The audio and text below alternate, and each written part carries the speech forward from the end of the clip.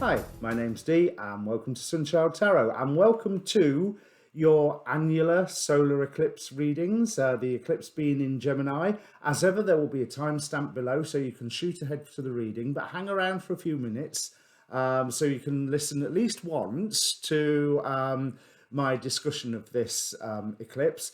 And also the other reason that I do it is watch your sun, your moon and your rising, especially your rising, just in tarot readings in general. If you know your rising sign, then that's the one you should more often not be watching. There is a link in the description to get yourself a free birth chart. I mean, there's dozens of sites on the web that will do that for you. But just a note about the reading, general reading rules apply. Timing is far from absolute, especially with this eclipse. But I'll discuss that in a few moments. But what you can do is ask a question beforehand. I'm not going to guarantee, but it is a Celtic cross that I'm doing. So it's got a bit of a past and a present. You'll be able to tell if the reading is for you or not. I would say take the whole reading or don't take any of the reading. Either the entire thing resonates as a unit or it doesn't. I mean, if it doesn't, go and watch your sun, go and watch your moon, or any part of your chart for that matter. Now, housekeeping, there is a link down there as well for the Facebook page for this channel. I post these videos here. I sometimes post the astrology weather forecast type videos that I watch, but I've been a bit remiss in that recently. But more importantly, it's got an inbox. So if you want to contact me directly for a personal reading, that's the best way to do it. There's a link tree down there, so you can find my Twitter and you can find my this, that and other. But the Facebook's the best method. So if you're a returning subscriber, thank you very much. If you're new to the channel, welcome. And once you've heard my stuff, feel free to press the subscribe button. You will be welcome. That's it, really. I don't want to go too deeply into this eclipse because I already posted a show Tuesday night that I did with astrologer David Fischer, but that was looking at the strict Hellenistic astrology of this eclipse. There's a few other aspects that I do like to look at. Now, this is at, as you will no doubt know by now, 19 degrees Gemini. Now, the angel of this degree, so not the 5-degree arc, but just this specific degree, is Cahatel. Now, Cahatel is, despite the fact that angels are supposed to be genderless, Cahatel is considered to be a male angel who, for one thing, expels bad spirits. So there's a chance to get rid of more negative energetic influences that are around us. Interestingly, he's also considered to be an angel of reality. Cahatel's gift is to make angels, to make dreams and illusions real, to bring them from something in the mind to something in the real world. He lives in, I mean, this is with the qualification, of course, that it's all in line with the divine plan. He helps assist in the manifestation of divine will on earth.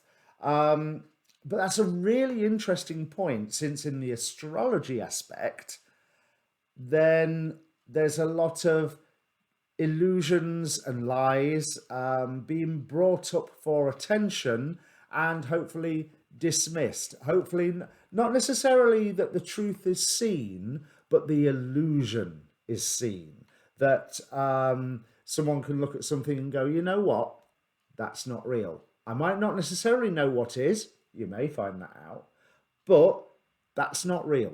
That can't be trusted. But in the meantime, there's going to be some dreams, which that's the Neptune in Pisces again, giving us some good stuff as well as bad stuff, that we can start bringing into the 3D reality. Again, is it in accordance with God's will or divine will, however you want to look at it?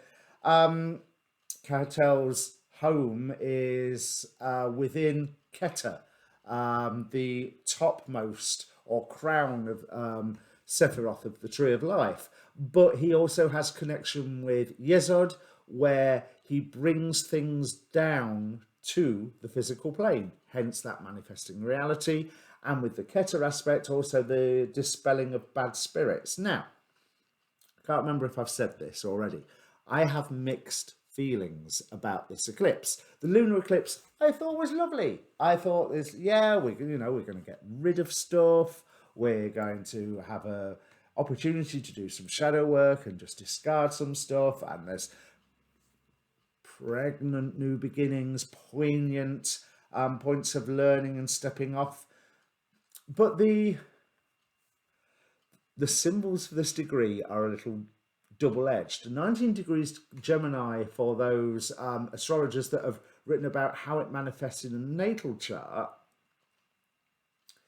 it seems there's an element of unbalance. You can have success, but then it's whipped away from you. Or you can have success and end up in a position of abusing power. So I do think there is that risk of abuse of power going on during this eclipse, but also it will be highly noticeable. So is it the abusing of power, or is it that the abusing of power is obvious and under our eyes? And I would hope to say it's the second, and not too great an abuse of power at that, just for the sake of, I don't know, everybody on the planet. Another level on that, I mean, you've got the symbols, as I said in the astrology show, of the sun representing the leaders, the moon representing the people, and the people here are drowning out the leader by eclipsing the sun. But the inside degree or Chandra symbol, let me bring this up. No, I'm on the wrong page. Bear with me. Let me bring this up. Is a bull stung by a scorpion. Now, before I read the explanation that goes with it, I just want to look at that imagery. The bull has frequently been associated with images of the leader. One of Jupiter's symbols was the bull. The bull was also a symbol of Enlil, if we go all the way back to ancient Sumer. It can represent the emperor, what's in charge, emperor on tarot way. So being stung by a scorpion, well, first thing that springs to mind on that is the story of, what is it, the scorpion and the frog, or the scorpion and the something, where the scorpion rides on the frog's back but still stings him on the way once they're nearly at the other side, because that's his nature. However, there's two symbols with that: being stung by something poisonous that is only acting according to its nature, but the leader being stung, which could be a good thing and could be a bad thing. But interestingly, in Hellenistic philosophy, some astrologers, I found this out from Ksenia Moore, go watch her video, it was superb. The duration of the eclipse indicates how long the eclipse effects will last. This eclipse is lasting for 5 hours. 5 hours. That's 5 years worth of effects coming from now. So you might not feel it immediately. These readings that I do here now today might not even kick in for a week, a month, possibly even a year by the sounds of it. But to be honest, with everything that's going on in the sky, and the fact that I've been assured that we've just passed through the quiet half of the year, astrologically, 2 Saturn-Uranus squares and everything else that's been going on, that's the quiet half. So I think those first initial effects will come reasonably fast, reasonably soon. So let's have a look at this bull stung by a scorpion. The elaborate ritual of putting yourself through life or death crises to determine what you are made of and how far you are willing to go in this life. I'm not sure I want to read any more after that. Right. Choosing from expanded faculties the optimal situations to enact this battle royale. Selecting what is karmically familiar. Variations on old themes involving bondage and freedom. So there you go. There's that whole leader image. When you are trapped, caught, stuck, a furious inner force asserts itself and can reconfigure everything. But it is a high-stakes ritual drama and loaded with real dangers. You must check yourself out in ultimate ways. for there is surging in your blood an impulse towards liberation, which cannot be distorted in any way. An extraordinary journey through radical tests and trials of an initiatory intensity. It's all about guts and stripping away everything but the true inner direction. If you must slay and move through illusions on every front, that is just how it is. Again, this is reflecting the very astrology, because the 19-degree Gemini symbol has got very little to do with, well, the fact, no, I take that back, because Mercury is Cazimi, the sun with the eclipse, and square to Neptune. So there we've got those illusions, dreams, but that Cazimi apparently gives it extra whammy, and the fact that it's at home in Gemini gives it extra whammy. So a lot of things will be visible and coming to the surface. Anyway, carry on with this. You cannot survive any longer on old ways to do it. It is time to welcome the enemy into your very midst and discover that there are no enemies. This reminds me of, at the New Year, Astrology Hub did a panel looking at 2021. And one of the astrologers whose name I absolutely forget said a good symbol to this year is invite the witch to the table. So that's the whole image of, who is it? Sleeping Beauty or Snow White, either way. Sleeping Beauty especially, I suppose. You don't not invite the witch, because you're having a party, you're having a meal, you invite them in. You make them part of the occasion, part of the process, part of the family, part of the tribe, whatever, because when all's said and done, they're another living being here amongst you.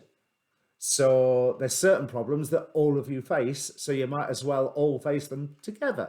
And I like that, but I struggle with it, especially in such very, very divided times politically. Is there anything else that I wanted to... yeah, the readings that I've actually done, because I filmed some of them already, this bit that you're about to see. They all seem to be about setting something right and addressing issues. So I think that that's another indication that lots of things are going to come to the surface, and this is not going to be easy. But it should not be easy. Now, I'll put a link to the astrology show with David in the description down below. Obviously, while you're here, I would love you to subscribe, because I'm still a baby channel. I'm outgrowing my diapers at the moment, but I am still a baby channel. And thank you to returning subscribers, by the way. Give the video a like, share, subscribe, all that good YouTube stuff. You know the plot. Every single presenter says it. And I think that's all my housekeeping. So let me, rather than waffle more, bring up the cards. Okay, Scorpio, there's a lot of... I can best explain it as looping back on yourself in this reading. This eclipse is occurring in your 8th house if you are Scorpio rising, but you yourself are the 8th sign, and some people can look at you as representing the 8th house. So there's a harmony in this eclipse with your own nature of the sense of transformation. But again, with the Gemini, there's a choice. There's an either or. Now, there's a number of messages here that I'm seeing. Now, the first thing is I want to point out that the grass is not greener elsewhere. You are a cardinal sign. So I know that, say, Anne Ortley, for example, said that with the 3 Saturn-Uranus squares we have this year, cardinal signs make the change first. Mutable signs make the change this week, or around this week, with the 2nd pinnacle of the square. And then at the end of the year, with the fixed signs get dragged kicking and screaming into the change. So we have this change here in your past. We have an amount of knowledge that came into you, an amount of vision, an amount of, I don't want to say remoteness, I want to say awareness of distance, awareness of how far there is to go, and that heading for your own North Star is a great way to do it. You already had that change and you have the clarity of how the situation is around you at the moment. But I do feel there's an element of Seven of Pentacles here and Seven of Pentacles in the final outcome pile, which is saying, look, the grass is not greener elsewhere. You need to be working to tend your harvest. You need to, it's pretty much you need to be putting your nose to the grindstone with the plans that you have already set in motion. And I honestly feel that now is not the time to change direction. You've already started something new. Stick with that new thing. Stick with what you've started.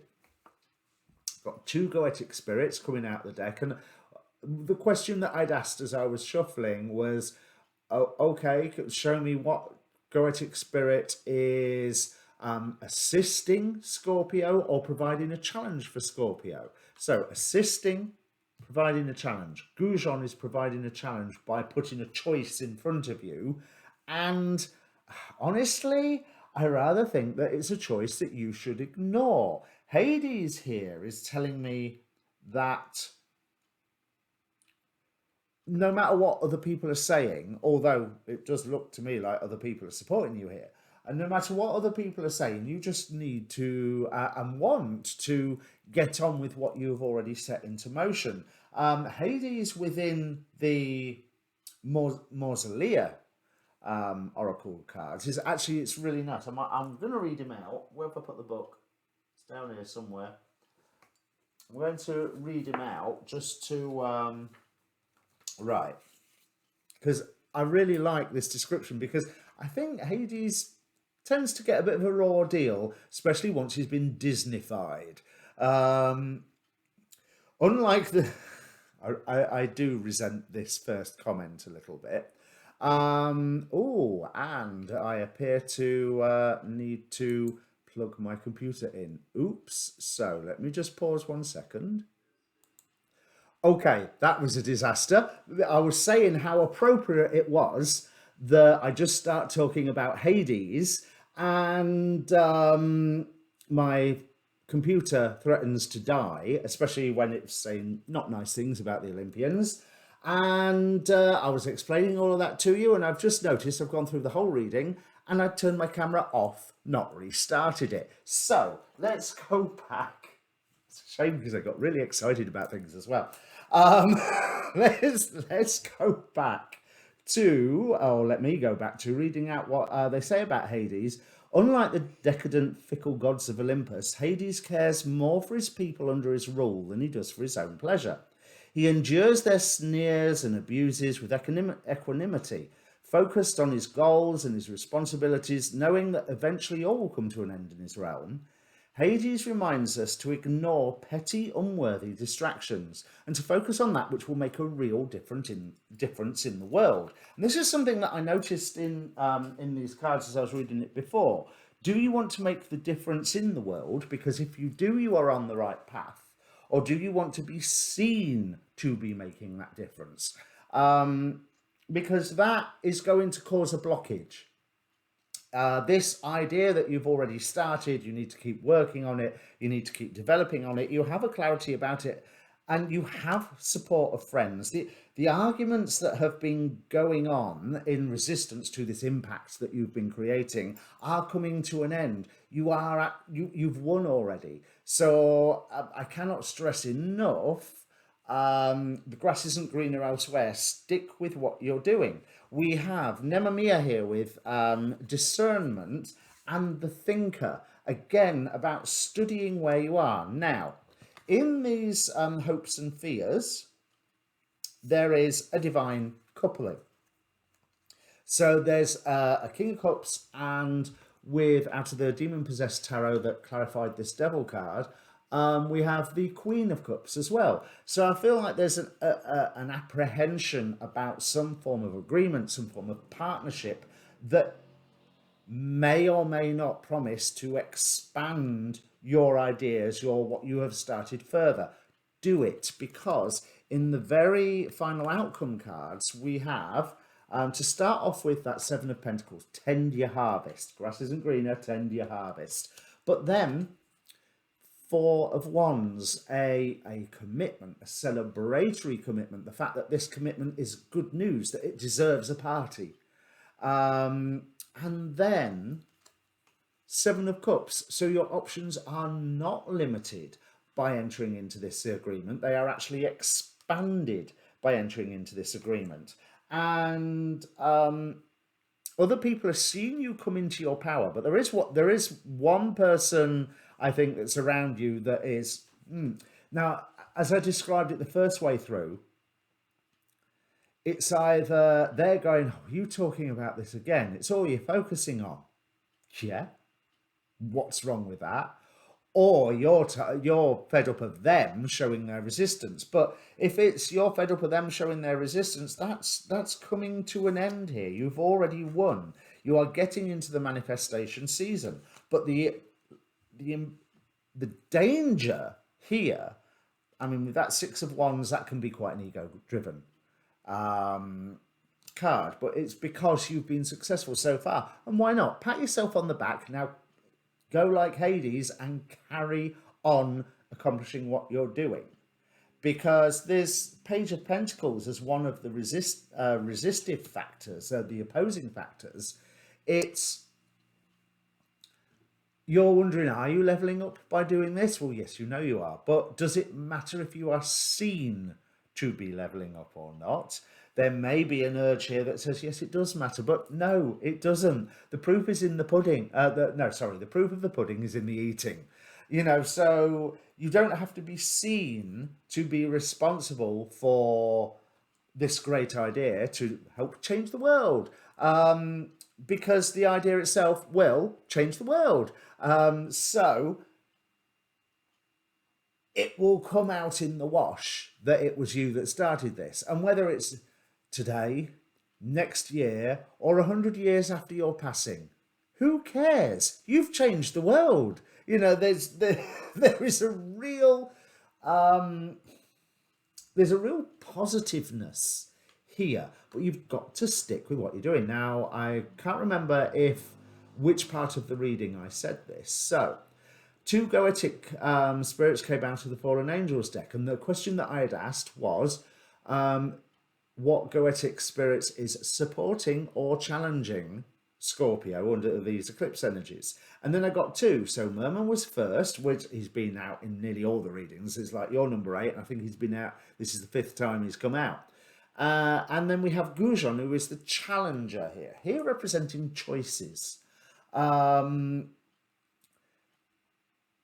like I say, there's that grass is greener feeling as well. Stick with the choice you have already made, because success is coming for you. We have Anael of the Principalities with this Tarot de Los Angeles. Now, this is a card that promises success. It promises, let me read out what it says, because yes, I do check these ones because I'm still learning them. But the degree angel of creation and sensuality. This represents power, physical beauty, leadership, success with the opposite sex, which, as I said, is a bit heteronormative, but there's that. It's a really, really positive driving forward, and it's an outwardly expressive positivity. So whether people are seeing that you have leveled up or not, it's irrelevant. Someone's recognizing your power and when I say your authority, I mean, you're looking for the authority here with the Emperor, or that you feel that you have the authority. I'm not saying authority over, that you are ruling something. It's just that your words have authority because they are based in truth, in fact, in practice, in research, there's something backing up what you are saying, what you are presenting to the world here. So all in all, And also that partnership, as I was saying, it's going to bring new energy in, helping give you a new way forward. But right now, you may be looking at other options and thinking that the grass is greener elsewhere because of the influence here of Phanuel, Angel of Truth. And if initially you was like, oh, I want to be seen to be leveling up, that's okay, that's going to come. But the way you get seen to be leveling up is by leveling up. And also right now, I'm not sure you have to level up. You have to continue what you have been doing. This has been a healing process for you. Four of Swords here. But we are going, here's some cards I didn't say first time round. So what we're going into, Wheel of Fortune, Queen of Cups, and the love, is that the Lover's card? Yeah, the Lover's card once more. So there is, thanks to outside influences, thanks to outside choices, so Queen of Cups, oh, of course, these are King and Queen of Cups as well, aren't they? So this is the influence of whoever you are going to agree with, that is bringing this extra burst of creative energy to help grease the wheels of what you have built and set into motion. And that choice is presented to you. Are you going to go ahead with this or not? Yes, you should join that partnership, whatever it is. And that partnership involves less of a pivot than you looking at where you think the grass is greener. So that is very quickly everything, because I think I waffled a bit on while the camera was off. That is everything that I'm seeing. That's all the cards here that I have used up, because Spirit's bringing in this whole opportunity has been a healing time for you. That is continuing, and that is a good thing, but that's also going to progress. If you think Four of Swords moving to the 5, where the battle is ended. But also they're bringing in King of Pentacles, 10 of Pentacles. Now, 10 of Pentacles is a very comfortable card, a very secure card. There is family support. There is financial, well, let me say sustainability. You know, you're not necessarily dripping in coin, but there is a stability there. And with the King of Pentacles, that's really earthing what you have been bringing in with these star cards. It's really helping you earth what you have been bringing in. And as I say, this new partnership is pretty much their creativity, is the grease to the wheels of what you have already created. So, yeah, that's everything, Scorpio. This was another reading done under the eclipse energies, and it shows. But yeah, if this means anything to you, Scorpio, because it's I think that's fairly specific. So if it means something to you, please do comment down below, because it's always nice to know that these readings are finding the ears of the people who they're for. And that I'm not just sat talking to a camera. So as for all the other YouTube stuff, like, share, subscribe, all that business, there's the link down below for the astrology show with me and David, so you can explore the ramifications of this eclipse, because this one is going to be with us for some time. And with your plans that you've got going on, you want it to be with us for some time as well. This is going to be a good thing for you. So, go and watch your rising, go and watch your moon. Cheers.